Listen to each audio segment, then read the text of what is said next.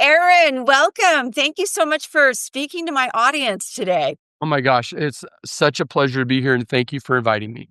Oh, you are welcome. So, I want to talk about why it's so important when you start becoming an author to get your own company set up. So, tell us a little bit about what your company does and why that is so important. The company Lawful and Associates, we've been around 53 years. We've worked with hundreds of thousands of business owners of all ilks. We've worked with everybody from the high level construction companies to movie studios to authors to anything you can imagine. We've had those groups as clients. What we see over and over again is a lack of. Most people don't tend to value the things they've created as much as maybe the outside world might. So they've been working on something, they've developed some program, they've developed a script, a book, a play, whatever. And they're like, I don't know if this is ever going to be anything. I enjoy doing it. I want to use it in a book situation. Maybe they're using it more as a calling card than trying to sell lots of books. I mean, unless you're J.K. Rowling, you're not going to make a ton of money with books. You're going to make a lot of money with what the book means about you, right? It's a credibility stamp. It says, look, I've done something that all these other people didn't do. We all claim to be doing the same thing, but I have documented my process. I've documented my stories. I've shown my expertise. And that's what separates the author from the crowd, right? Everybody that could be in the proverbial yellow pages or in your Yelp list. Here's the one that's got the best-selling book. Maybe I should give them. They seem to be a little more serious about what they're doing. But the person that put it together may not value it very highly. So they go, do I really need to do anything with this? Well, I would say a couple of things about that. Does every single book need a separate entity? Probably not. If you made something as a legacy for your grandkids or something, you wanted to tell your stories and you're not really trying to do anything commercial with it, just let it be a passion project. But if you're using it for a business purpose, if you're trying to develop up whatever it is, your coaching program, your landscape business, your architecture company, your manufacturing, your robotics, your AI, your blah, blah, blah, blah, blah. If you're trying to do that, then this becomes intellectual property. It becomes a valuable asset of the business. And it's a separate thing. It's the reason why, the Coca-Cola formula is in a separate company. I've spent time with the CFO of Intel Corporation who told me that he was responsible for over 3,000 business entities because they have this patent and this little purchase or this database or all these little things in separate companies because every one of these pieces combined provide your competitive advantage and sort of who you are. And if you have any level of success, people might want to kind of co-op your information. They might want, or they maybe they try something that they think you told them to do in your book and it doesn't work out for them. So they go, I need somebody to blame. I'll sue the author because this is where I got the idea. Doesn't mean you did anything wrong as the author, just means some people don't want to take responsibility for their own actions. They want somebody to blame when it doesn't work. And so every time we build anything of value, and especially if you're dealing with the public, it doesn't have to be millions of people. It could be dozens of people. There is always the opportunity for somebody to try to associate blame with the person they got the information from. So we want to separate your personal assets, your equity in your home, your savings account, the piece of art that you invested in years ago, the coin collection you inherited from your grandfather, whatever. Keep all of that stuff separate from the project. I've got a number of books. So if you've got a book, I don't need to even show the cover, but if you've got the book, here's Unshackled. But if you've got this, and I'm teaching business more, it doesn't have to be big businesses, but we've had big Fortune 50 companies, public companies, Indian reservations, all stuff following. I told you that we've now got Amazon's using the theories, the concepts in this book in a lot of their divisions. So when you are giving out, here, do this, then do this, then do this, then do this. If it's instructional, there's a risk, there's a liability risk. And if you're an author, you want to limit liability because the book may not be your biggest thing, your biggest revenue generator. You're doing great over here and the book gets its own thing. But if the book pulls you into a lawsuit, or if there were tax benefits associated with the book that are only for the book and not for the rest of the business, if there are trademarks or copyright issues or other pieces of intellectual property associated with what you published, should it be part of everything or should it be separate? What we see is, like, let's say we work with a movie production. They'll have a corporation or LLC for the script, for the food service, for different groups they're going to hire as third parties to do, B-roll or second group or whatever, or they're going to do special effects. They're all in separate businesses because if there's a problem with any one of them, they don't want the whole thing to be hurt. Consequently, when we separate, and it's so inexpensive to do it, when you just separate little chunks that have inherent value or may create inherent value or have potential liability, we just put those things in their own little bucket. Now, that's a big answer for one. Mm-hmm. Number two, a lot of people that I've met that are new authors, especially of books, because I see way more books than movie scripts or plays, right? So if you're a new author, you may not think of yourself as a business owner. You may not think of yourself as doing something commercial. It's just something you wanted to do. You were excited to do it.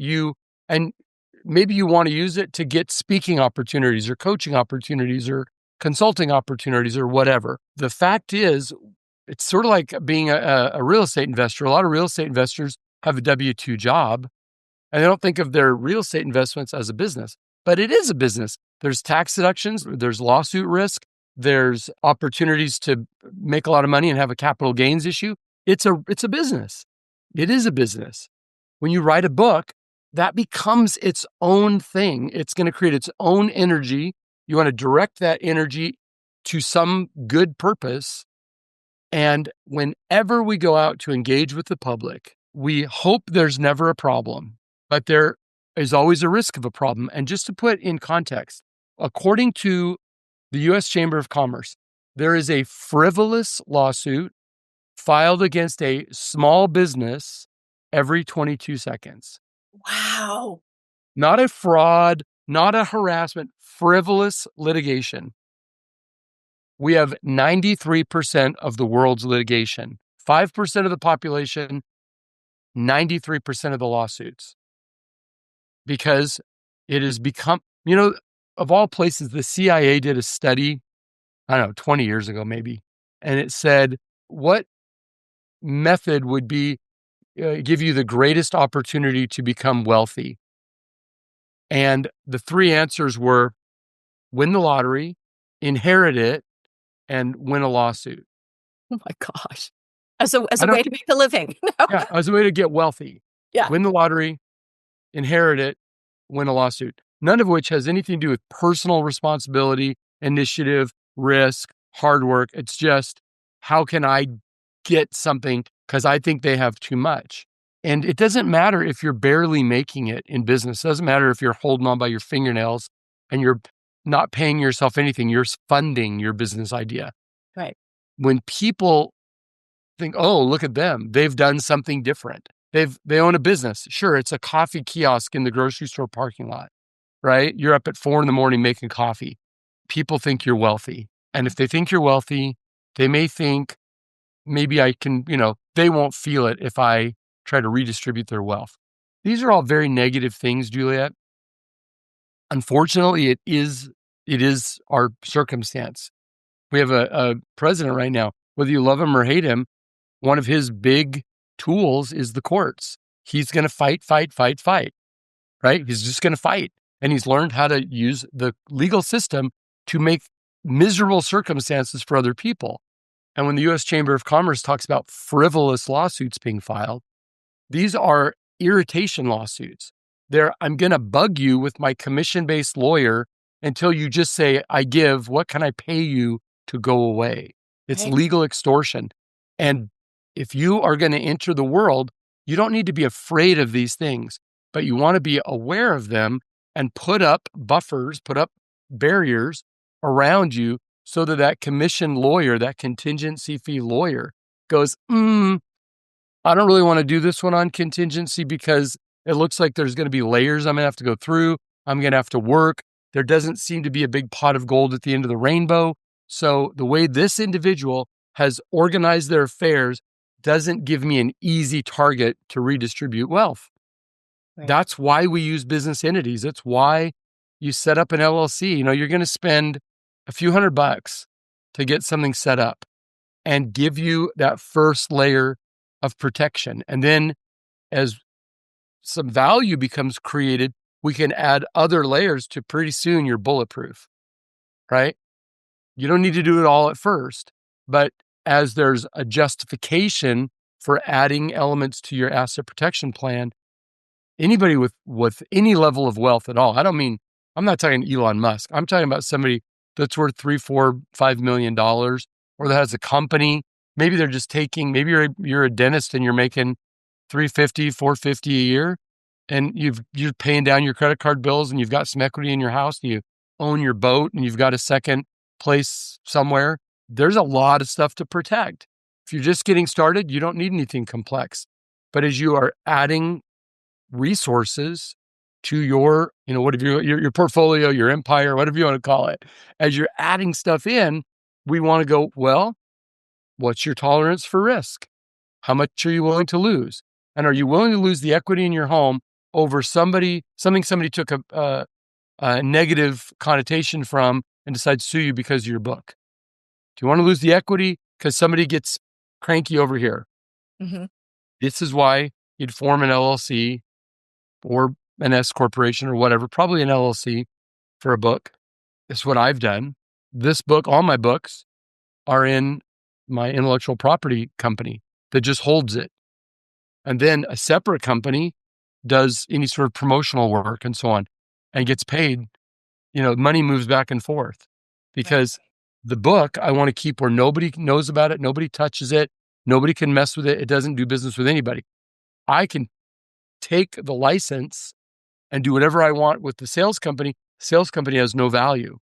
Right. And it's to pay back to the publishing business, for the rights to promote the book. Mm-hmm. Right.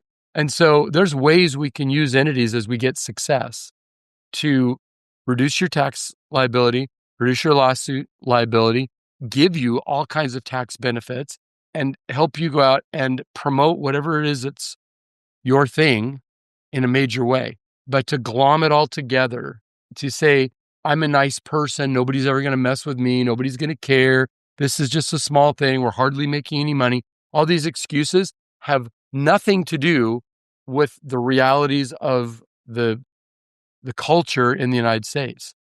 And so, and I'm not knocking the United States, I love my country. I've learned how to avoid problems, stop them before they start by being organized properly for whatever activity you're engaged in. Okay, long answers. Do you have any more questions for me? No, that was a great answer. But just to recap for the new author out there, if you have a home, you have retirement accounts, you have all that, you want it separate from that book, intellectual property. And if someone, and those costs that you incurred will go in that company as well. Oh, sure. Some Yeah. sort of tax advantage. All deductible.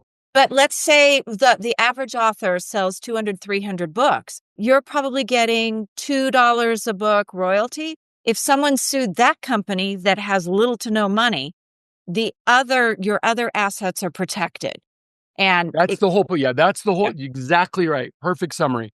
The idea is this little thing that may be valuable and interesting, but not very financially rewarding yet. Mm-hmm. You don't want it to have a negative impact on your personal estate, which is why we separate things.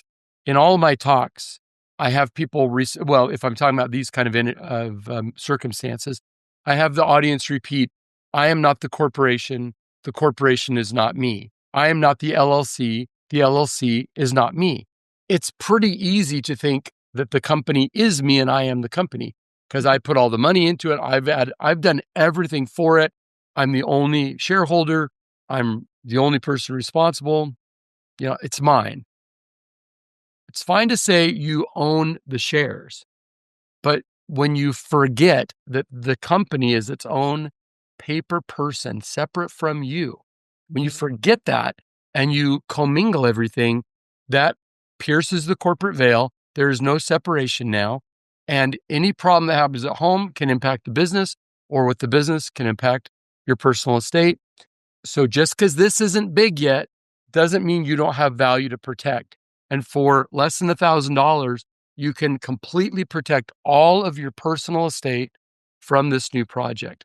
And if you blow that idea off and you have a problem, you can't fix the problem in the middle of the problem. You got to wait till it's over. Unfortunately, many people come to us, thousands of people a year come to us, what I call event driven. They have had a terrible event and they're like, oh my gosh, I can never let that happen again. And they come and say, okay, now I need to do this properly. And it's always a shame because there's always significant loss. Better to be like the guy that stopped me. I think it was an event you and I are both at. It was maybe not. It was in Las Vegas, not in Henderson. It was in Vegas in a big convention space, maybe at the Rio Hotel. And I'm walking rapidly to get backstage to speak. And this guy stops. He comes around the corner into, how big those hallways are in the convention spaces. They're almost like not a hallway. They're just a big open space. And he comes around, he's all huddled up and he's on the crutches, that have the things around your bicep. And he's trying to get down there. He's all bent and broken. And he stops me in the hall. Aaron, can I ask you a question or can I tell you something? Can I talk to you for a minute? And I thought this was an event that had a lot of pop-up banners with all the speakers' faces on it. So people were stopping me from time to time going, oh, you're that guy from that place. Anyway, this guy stops me. He says, you don't know me, but I'm one of your customers. I said, oh, great. Thank you. And he said, we only met once. It was a number of years ago. I didn't look like this then, but I got in a really bad car accident. And unfortunately, I was at fault. I looked down for a minute and I ran into these people and they got badly injured. I got badly injured. And of course, they got my insurance money, but then they were pretty badly hurt. So they came after us, sued me. And they got our home, they got our second home, they got our savings, they got our retirement, they got everything. But they couldn't take my business because I was a customer of yours and I'd followed all the corporate formalities and had separated my personal estate from my business. So I could rent a place to live and feed my family and take care of us. And he said, I don't know how to put a value on that, but it's got to be millions of dollars and over time. And he said, I didn't really know if this would ever matter. But in that moment, when I looked down while I was driving and I got in this bad accident, this thing that hadn't seemed like such a big deal, all of a sudden became the big deal because this was protected from that. And I can tell you lots of those stories. The bottom line is everything I do is preparing for either the worst case scenario or the best case from a tax perspective, business sale perspective, or whatever. I'm looking at extremes all the time. People in the trenches of the day, they're not thinking about the extremes. They never think about them much until there's a problem. There's an audit, there's a business breakup, there's a divorce, there's a car accident.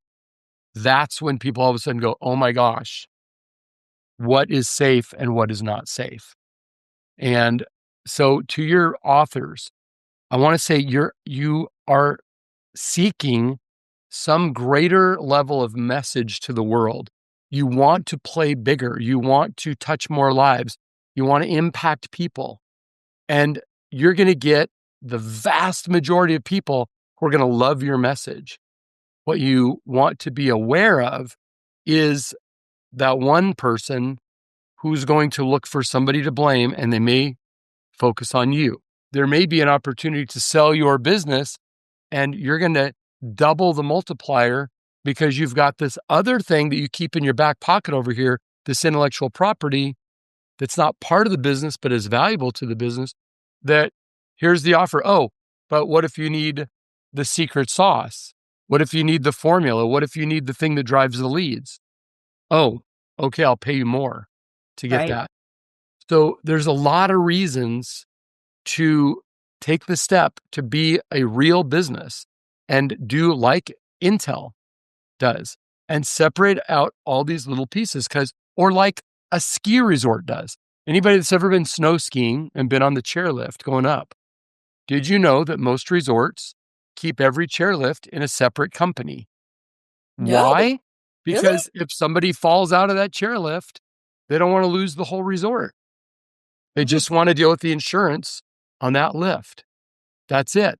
New York cabs, every two yellow cabs is a separate company because there's a big chance of a wreck. Mhm. There's a big chance of somebody being hurt. So they don't want to lose the whole company. They'll lose these two cars and the insurance money. See what I mean? Yeah, very interesting. And when you think about it from a new author's perspective, too, if you did happen to get sued, the attorney will probably come in and look at it and say, this thing is worth $1,000. It's not worth it. But I want to move on to the next thing you guys do, because Sure. there's a reason that I purchase it. An attorney that sees that $1,000 may get very aggressive and try to get in and pierce that corporate veil. So you actually have a protection that I purchase every month, where our corporate notes are expertly done so that that attorney can't come in and pierce that corporate veil and get to my personal assets. So talk about that a little bit. Yeah. So we call it the corporate veil protection service. Now, a corporate veil is the legal term of art that says this thing is its own thing. It's not part of anything else. So if you're a sole proprietor, you don't set up any business entity, you just go out and start engaging with the world, everything you own is at risk. It's simple. You don't have to file anything. You don't have to pay the state anything, but everything is up for grabs. The reason we use business entities like corporations or LLCs is to create separate buckets that are separate, utterly sacrosanct from one another. And you can form a corporation or an LLC, but if you don't follow the rules that are associated with it, the legal and taxing authorities don't acknowledge it. They call it disregarded. All right. The other word is they'll use, or the expression is alter ego. It's not a separate, seems separate, but it's not, because you haven't issued stock, held regular board meetings, kept minutes of those meetings, passed resolutions. You haven't done any of that stuff. You never had an organizational meeting.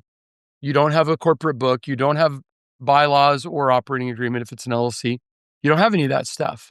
So you're not really a business entity. Yeah, you pay the state every year, but that's all you're doing. That is not enough. That's like buying a movie ticket and then not going into the movie theater. You paid the fee, but you didn't get what you bought.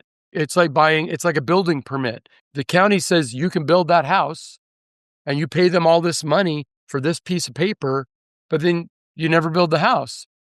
Did you ever get the value of the house? No. Did you ever get to see the movie? No. No, you paid the fine, the fee, but you didn't get the thing that you wanted. And that's what happens when you just pay your state every year.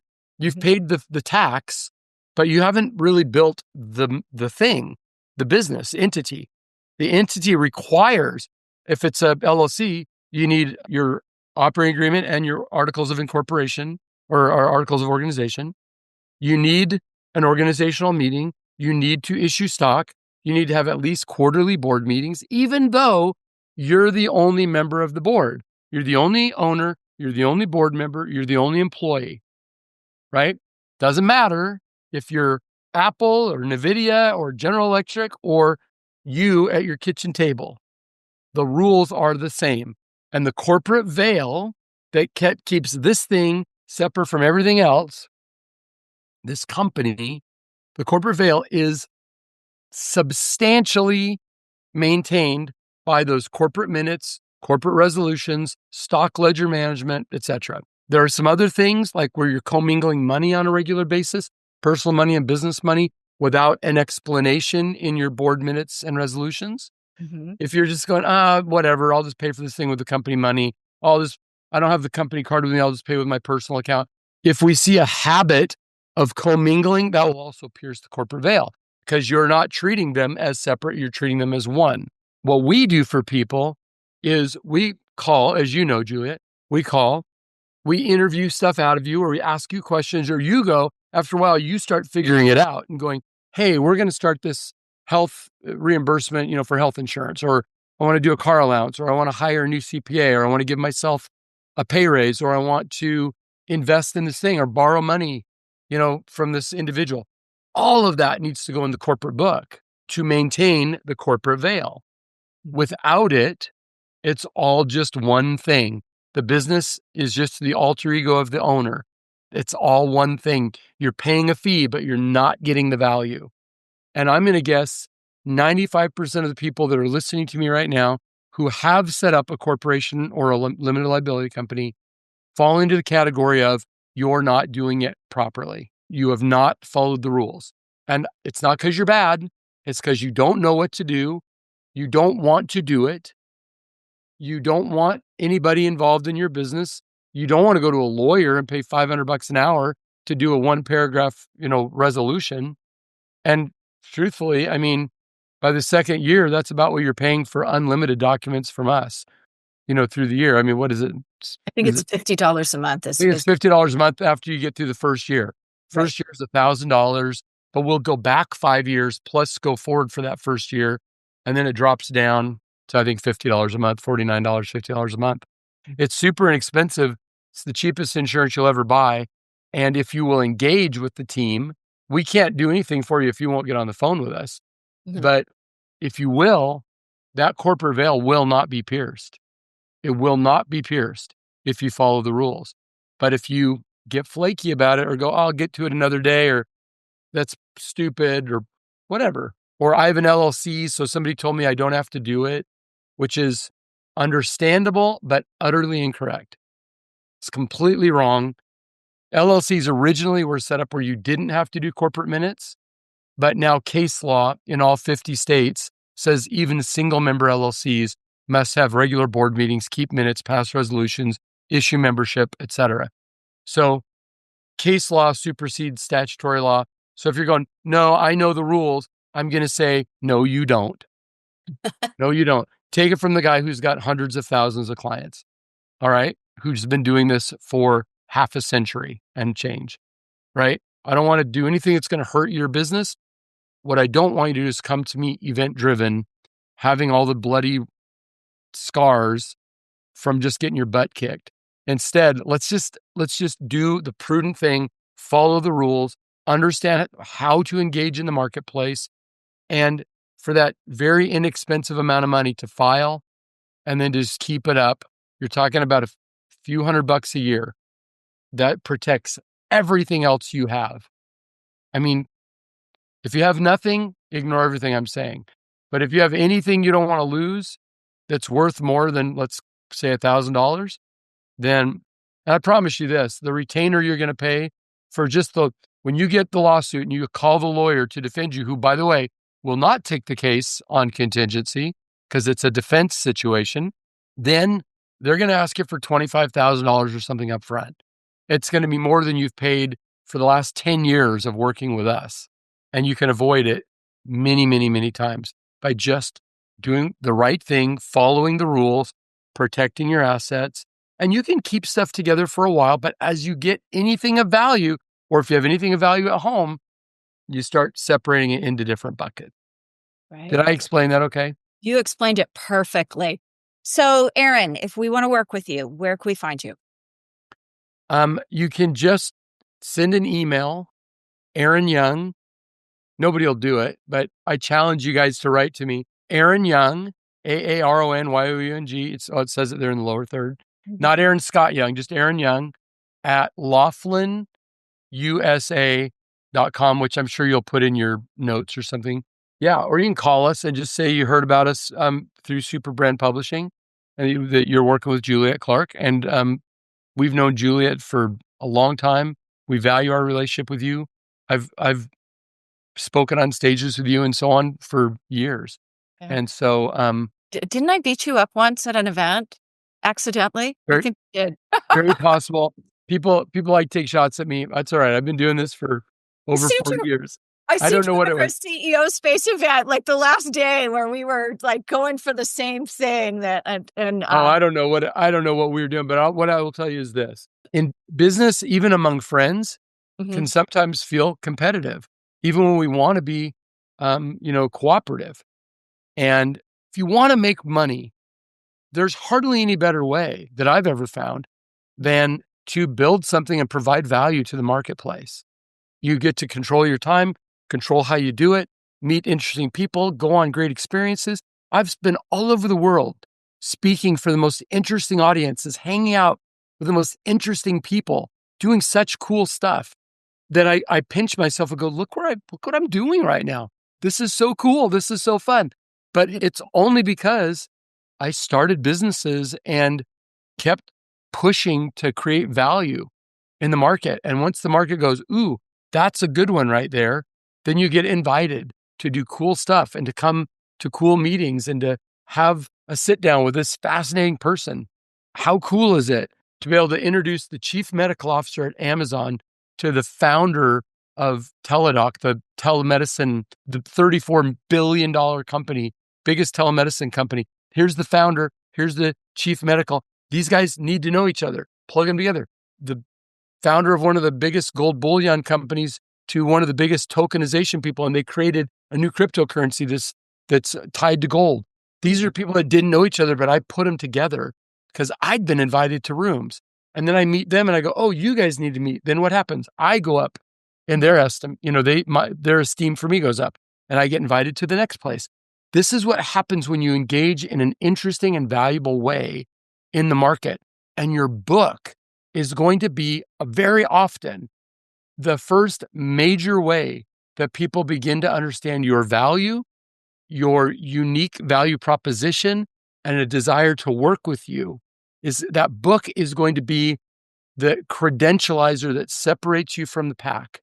And what you decide to do with that and how you decide to create or to assign value to that by doing things like protecting it and using the tax laws to get the greatest benefit around that. Those little steps show those people that you want to be associated with, you're a serious person, that you're doing real business. You're not a wannabe, I'm just going to fake it till I hope I make it person, but you're somebody who's being serious. And I think that by the time you get to this company and to Juliet, you're starting to get pretty serious. So don't miss the most foundational piece you can do, which is to get your company in order and to engage in the marketplace as a professional and not as a hobbyist. I love it. Thank you. Really quickly, I've got to wrap this up, but you have a big event every year. I think you have it twice a year. Twice a year, magnify your wealth. Yeah. Yeah. And where can people find that? Because that's it's not where I found you, but I've been several times and there's a lot of valuable business information there as well. The next one is November 7th, 8th, and 9th, but who knows when people will watch this recording. Mhm. So if they just go to magnifyyourwealth.com, that's the URL, and it's updated every time we finish an event, whomever the next group of speakers and the dates and everything get updated. So yeah, magnifyyourwealth.com. Thanks for bringing that up. I really appreciate it. It's a tremendously interesting event, and some of it is the same every time, and a whole bunch of it is new every time. So whenever it is your time to come, and Juliet, I invite you back. Come back as my guest. We can talk about that separately. Yeah, it's a way to not only get information and not be getting pitched from the front of the stage, but also a way to sit down privately with the speakers in 30-minute conversations where they'll talk about your situation, not just general information. You can sit down and say, here's what I'm doing. Then go, oh, blah, blah, blah, blah, blah. And you can, if you need to talk to the lawyer, but then you're afraid, how am I going to tell my accountant? We can sit down. Here's the lawyer. Let's bring the accountant who's here speaking, and let's get a comprehensive answer to your question. That's what can happen at Magnify Your Wealth. So I hope people will come and join us there. That's great. Thank you. And thank you for doing this for us. It's a pleasure every time I get to be with you. So thank you.